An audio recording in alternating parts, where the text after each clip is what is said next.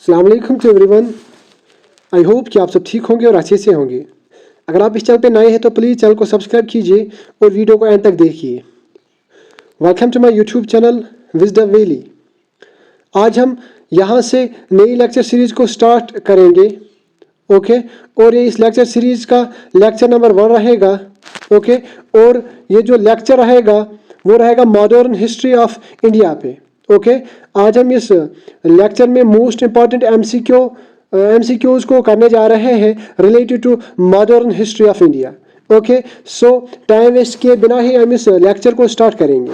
सो पहला ऑब्जेक्टिव जो मैंने लिया है आपके लिए वो है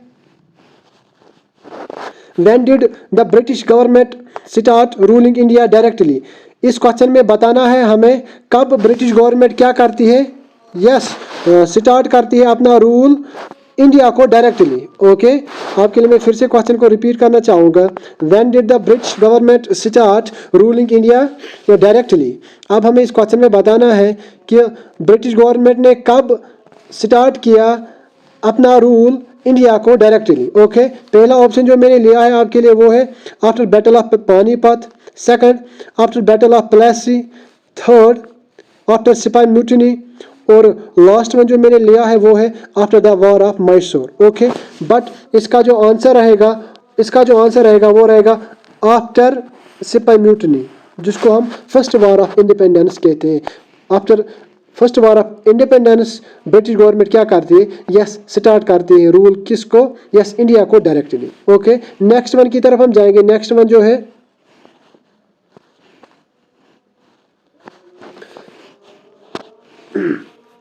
Who was the first Indian native ruler to accept the system of subsidiary alliance? अब हमें इस ऑब्जेक्टिव में बताया गया है कि वो कौन सा फर्स्ट इंडियन नेटिव रूलर था जिसने एक्सेप्ट किया सिस्टम ऑफ सब्सिडरी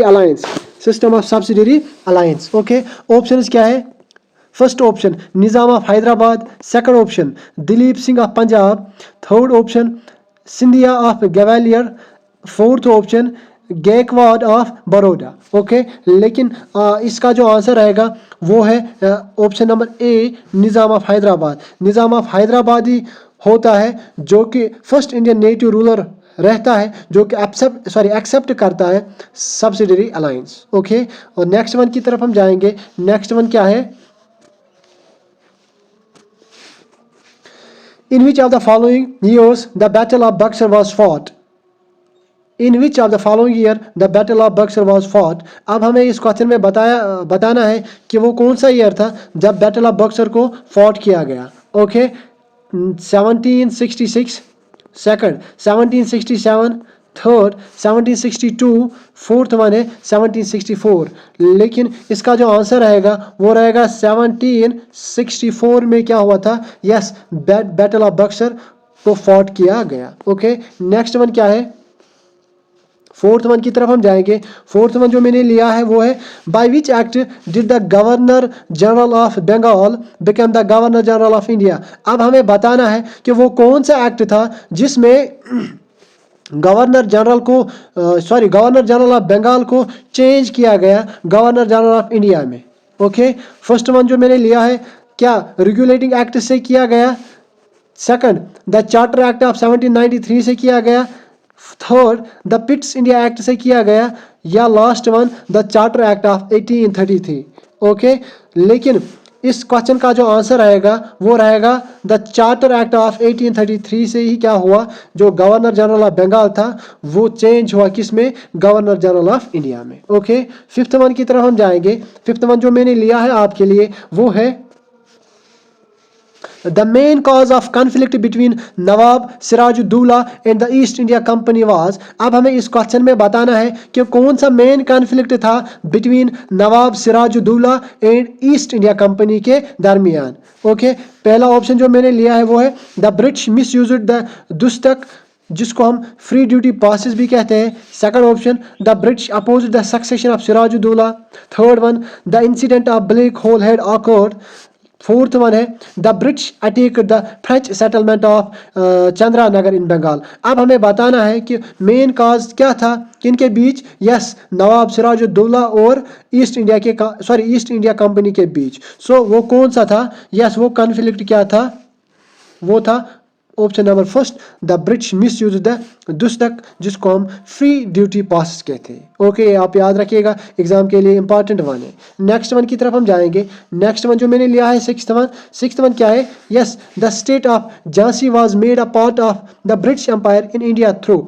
जो स्टेट ऑफ झांसी थी उसको पार्ट बनाया जाता है किनका? यस, ब्रिटिश एम्पायर का। लेकिन किसके थ्रू? क्या the policy of subsidiary alliance, क्या the policy of doctrine of lapse के साथ, या मायूज प्रोविंशियल सेटलमेंट, या वॉर अगेंस्ट गंगाधर राव? इस क्वेश्चन में बताना है हमें कि जो स्टेट ऑफ झांसी थी उसको पार्ट बनाया गया ब्रिटिश एम्पायर का, कौन सी पॉलिसी थी? ओके, इसका जो आंसर रहेगा वो रहेगा option number second, the policy of doctrine of lapse. Okay, next one की तरफ हम जाएंगे। नेक्स्ट वन जो मैंने लिया है आपके लिए वो है, Who among the following was the first governor general of Bengal? अब हमें इस क्वेश्चन में बताना है कि वो कौन सा फर्स्ट गवर्नर जनरल था, कहाँ का? यस, बंगाल का। क्या वैरन हेस्टिंग्स था, रॉबर्ट क्लीव था, मैर्क्यूस वेलेस्ली था, विलियम बेंटिंक था? ओके, बट इसका आंसर जो रहेगा वो रहेगा option number first, Warren Hastings ही था जो कि first governor general of Bengal रहे हैं। ओके, क्वेश्चन नंबर 8 की तरफ हम जाएंगे। क्वेश्चन नंबर 8 जो मैंने लिया है आपके लिए वो है, wire was the first cotton mill in India establish? अब हमें इस क्वेश्चन में बताना है कि वो कौन सी जगह थी जहां पर फर्स्ट कॉटन मिल को एस्टेब्लिश किया जाता है, कहां पे? यस, इंडिया में। क्या अहमदाबाद थी, मुंबई थी, सूरत थी, या कोयम्बटूर थी? लेकिन इस क्वेश्चन नंबर 8 का जो आंसर रहेगा वो रहेगा मुंबई ही थी जहां पर फर्स्ट कॉटन मिल को एस्टेब्लिश किया जाता है। ओके, 9 की तरफ हम जाएंगे। Objective number 9, which is the oldest trade union organisation in India? बहुत ही इंपॉर्टेंट क्वेश्चन है रिलेटेड टू एग्जाम। अब हमें इस क्वेश्चन में बताना है कि वो कौन सी ज्यादा पुरानी ट्रेड यूनियन ऑर्गेनाइजेशन है इंडिया में, कौन सी है इनमें? क्या भारतीय मजदूर संघ है जिसको हम शॉर्टली BMS कहते हैं? क्या all India trade union Congress है जिसको हम शॉर्टली AITUC कहते हैं? क्या centre of Indian trade union है जिसको हम शॉर्टली CITU कहते हैं? लास्ट वन जो मैंने ली है, Indian national trade union Congress है जिसको हम INTUC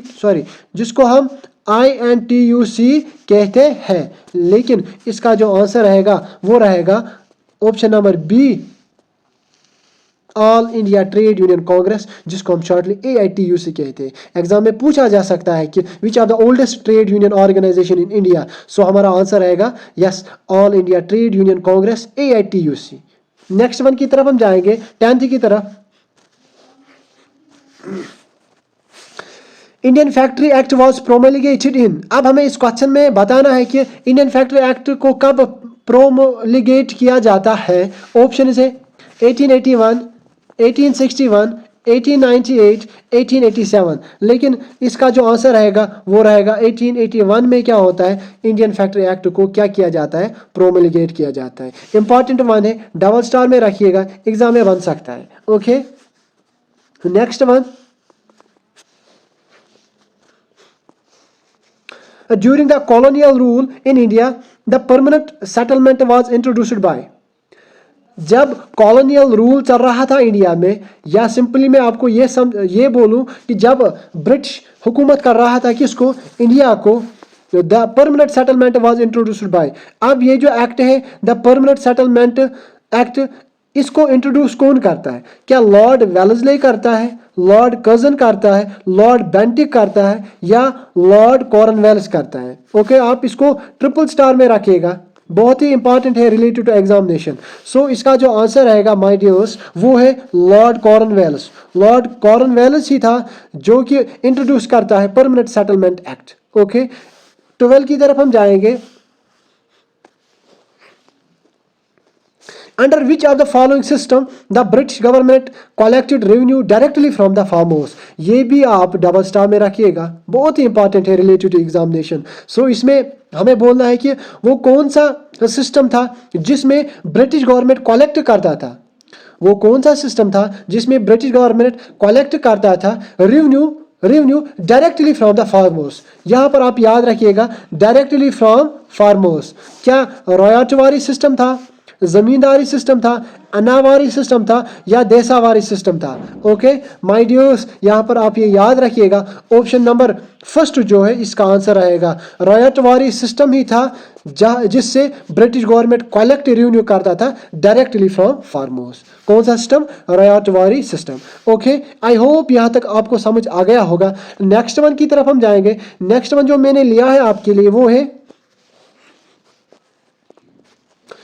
Who was associated with Rayatwari settlement of Madras? अब ये यहाँ पर इंपॉर्टेंट वन बन रहा है कि अब हमें इस क्वेश्चन में बताना है कि वो हु वाज एसोसिएटेड, कौन एसोसिएट है किसके साथ? रयाटवारी सेटलमेंट के साथ, लेकिन कहाँ पे? मद्रास का हमें बताना है। क्या मैटकेफ था, मेलकॉम था, मुनरो था या इल्फिंस्टन था? ओके लेकिन इसका जो आंसर रहेगा वो है मुनरो ही था जो कि एसोसिएटेड था किसके साथ? Yes, Ryotwari settlement of Madras. Okay important है, याद रख लीजिएगा। नेक्स्ट वन,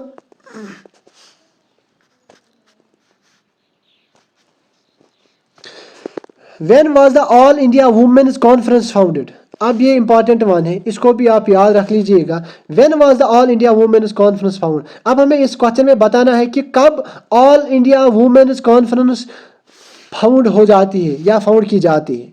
ओके पहला ऑप्शन जो मैंने लिया है वो है 1925, सेकंड 1924, थर्ड 1927, फोर्थ 1926, लेकिन इसका जो आंसर रहेगा वो रहेगा 1927 ही में क्या होता है? Yes, all India women's Conference को फाउंड किया जाता है। ओके लास्ट क्वेश्चन जो रहेगा इस लेक्चर का वो है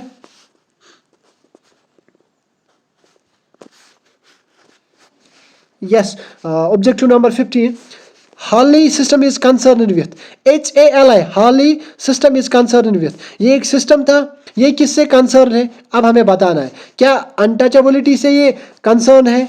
क्या बॉन्डेड लेबर से ये कंसर्न है? क्या इलिटरेसी से ये बॉन्डेड है या एक्सप्लॉयटेशन ऑफ पीजेंट से ही कंसर्न है? अब हमें इस क्वेश्चन में बताना है Harley system is concern with. Okay लेकिन इसका जो आंसर रहेगा वो रहेगा बॉन्डेड लेबर।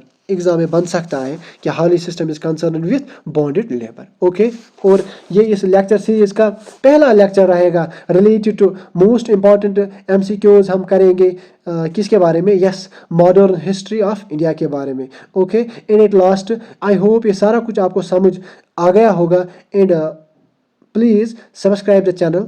थैंक्स।